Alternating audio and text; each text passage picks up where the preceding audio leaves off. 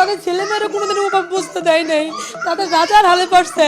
রাজধানীর ফার্মগেটে মেট্রো রেলের bearing pad পড়ে নিহত বেসরকারি চাকরিজীবী আবুল কালামের ব্যাংক হিসাবের নমিনি তার বোন, এমন দাবি সামাজিক যোগাযোগ মাধ্যমে ভাইরাল হলেও বিষয়টি সম্পূর্ণ মিথ্যা বলে জানিয়েছেন তার স্ত্রী আইরিন আক্তার। গত ২৬ অক্টোবর ঘটে ওই মর্মান্তিক দুর্ঘটনা।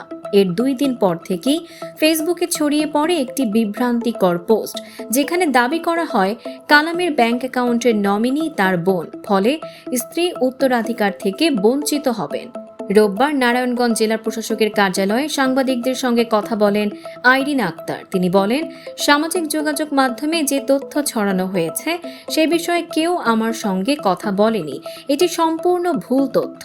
তিনি জানান, স্বামীর মৃত্যুর পর তার মুঠোফোন, পাসপোর্ট ও মানিব্যাগ পুলিশের জিম্মায় ছিল। পরে তেজগাঁও থানার মাধ্যমে পরিবারের হাতে হস্তান্তর করা হয়।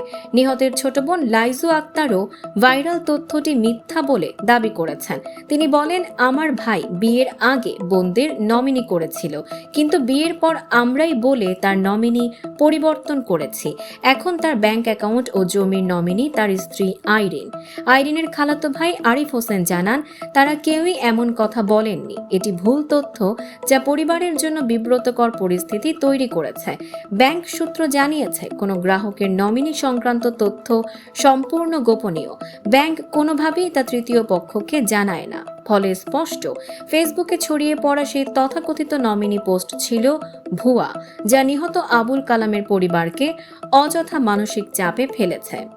দর্শক, সাম্প্রতিক ও চমকপ্রদ সব খবর পেতে ফলো করুন আমাদের ফেসবুক পেজ CB24 টিভি এবং সাবস্ক্রাইব করুন ইউটিউব চ্যানেল CB24 অফিসিয়াল।